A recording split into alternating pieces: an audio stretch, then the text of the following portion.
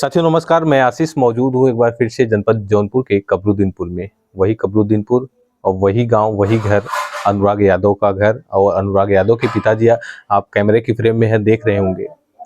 कल तहसीलदार कोर्ट से एक निर्णय आता है। निर्णय ये आता है कि जो आरोपी है, जो हत्यारे हैं, उनका मकान जो सरकारी ज़मीन में बना हुआ है उसको जमींदोज़ करने के लिए, उसको गिराने के लिए एक नोटिस एक फैसला आता है। कहीं न कहीं ये परिवार के लिए एक उम्मीद जगी है, 1 साल में ही सही, लेकिन वो उम्मीद जगी है कि परिवार के साथ भी इंसाफ होगा, परिवार को न्याय मिलेगा। ऐसे में हमारे साथ कैमरे की फ्रेम में अनुराग के पिताजी हैं, हम उनसे बातचीत करते हैं और आपके साथ साझा करते हैं। चाचा, कल फैसला आया है, ये आया है कि तत्काल प्रभाव से लालता के मकान को जो है सरकारी ज़मीन में बना हुआ उसको गिरा दिया जाए। क्या आपने इस फैसले को देखा सुना? नहीं भैया, हम मौके पे थे नहीं, हम तो हॉस्पिटल में थे, अभी सुबह आए हैं आपके सामने। लेकिन हाँ, सुकून तो ज़रूर, थोड़ा कलेजे को ठंडक मिली कि अब ऐसे अपराधी हमारे पड़ोस में नहीं रह पाएँगे, जिनकी वजह से किसी का घर बर्बाद हो जाए। ऐसे दुष्ट प्रवृत्ति के लोग अगर अगल-बगल में रहेंगे, तो किसी को जीने नहीं देंगे। लेकिन अब ये सुकून है कि अब ये नेस्तनाबूद यहाँ से हो, चाहे जहाँ जाके बस जाएँ, हमसे क्या मतलब है? हमको तो अपराध करना नहीं है। लेकिन हाँ, अब ये सुकून है कि अपराधी हमारे पास पड़ोस में नहीं है।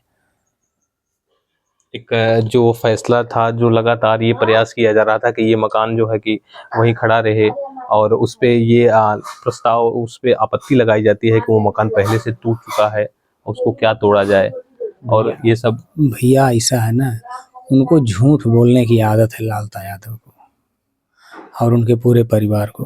अरे यार, मुकदमा लाद दिए हमारे बीवी बच्चे के नाम से कि झारखंड आके छिनैती करे। अच्छा बताओ, गाँव की औरतें जो गाय भैंस दूह रही हैं वो छिनैती करने जाती हैं? शायद छिनैती करने वाली औरतों से उनका पाला नहीं पड़ा है, नहीं तो उनका जो वो तारकोल के जैसा कलर है ना, व्हाइट कर दी होती को सब, छिनैती जब करने वाली मिलती तो। और पूरे गांव मोहल्ले की बहू बेटियां सब छिनैती करने वाली हैं यहाँ। आप देखते हो कोई मिलता है घर पे?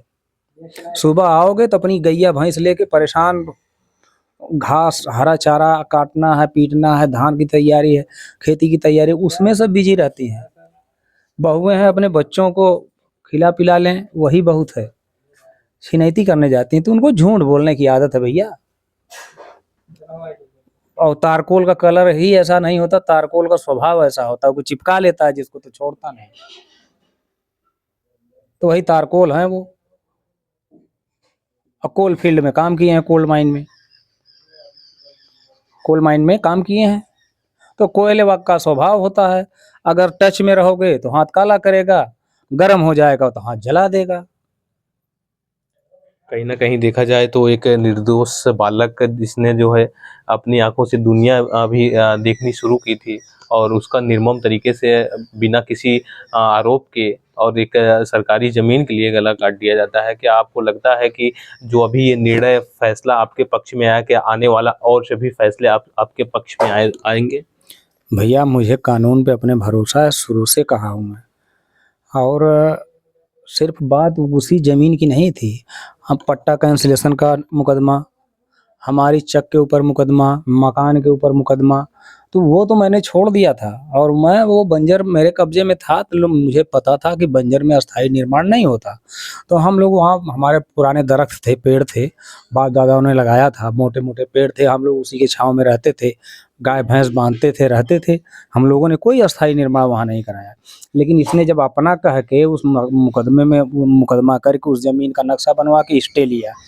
अब सोचिए, ग्राम समाज बंजर की जमीन को अपना बना के और दिखाया हमको वादी, हुँ। और खुद को प्रतिवादी दिखाया है।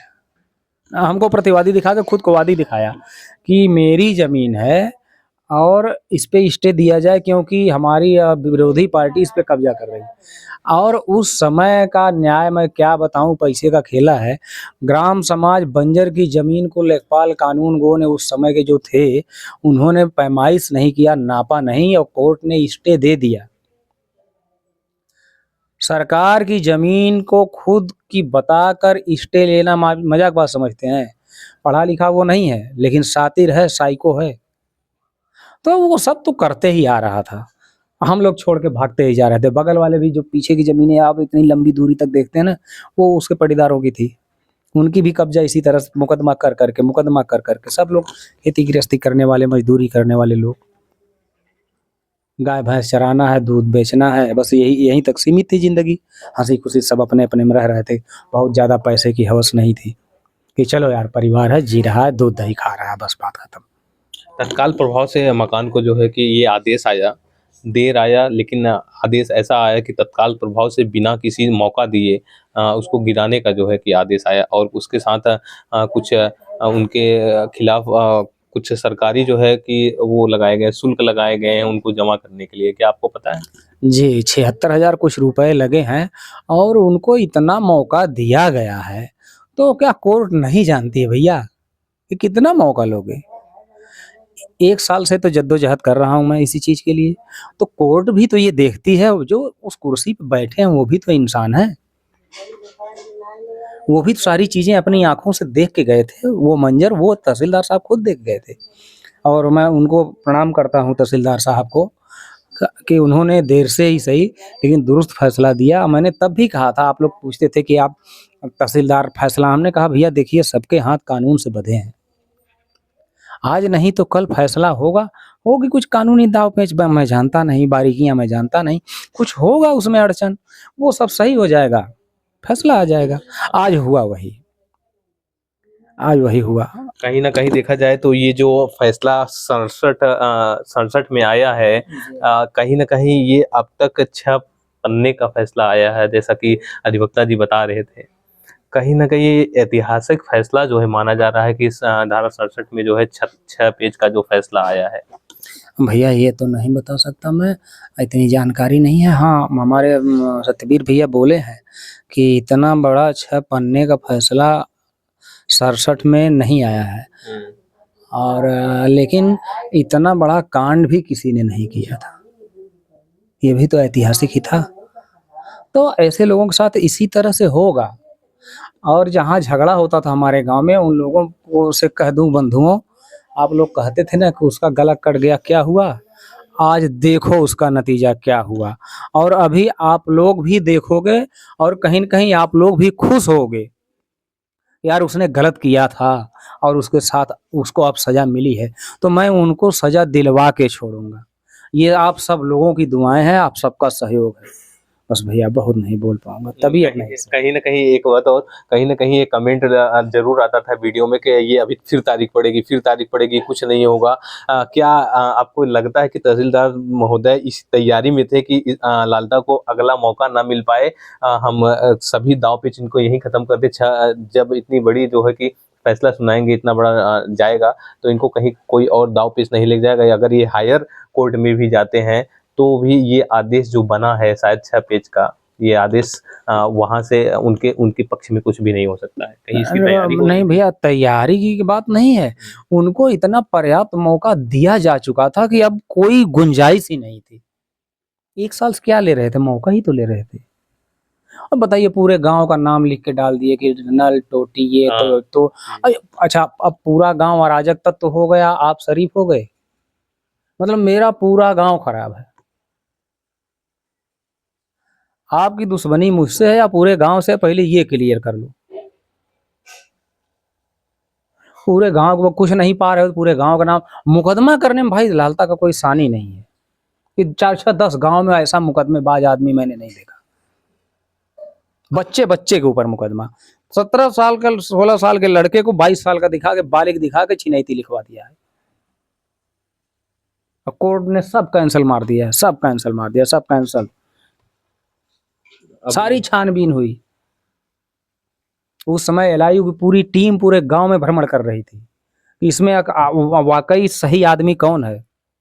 और पूरा गाँव रो रहा था कि उस सच्चे इंसान के साथ बहुत गलत हुआ, उसी का सारा चीज़ लिया भी, उसी को मार भी दिया। सब लोग जान रहे हैं और सबके पास घर परिवार है, सब इंसान हैं, सब कसाई नहीं होते। ऐसे कोई बिरले पिशाच पैदा होते होंगे जो अपनी माँ की कोख को कलंक करते होंगे। ऐसे कलंकित कोख को कलंकित करने वाले ऐसी औलाद से बे औलाद होना बेहतर है।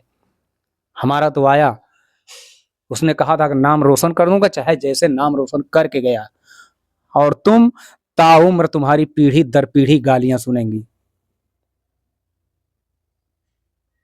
उसका नतीजा ये निकलेगा, आज नहीं तो कल इनको सजा होनी है। और धैर्य लेके बैठा हूं, मैं बहुत धैर्य के साथ बैठा हूं। आप लोगों का हौसला और आप लोगों की जीत।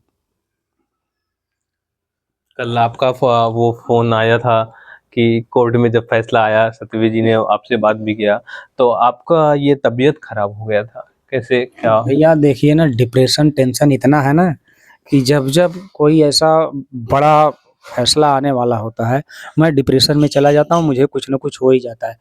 डर लगा रहता है कि यार होगा, नहीं होगा, क्या करूँगा मैं? अगर नहीं हो पाएगा तो मैं अगला कदम क्या उठाऊँ?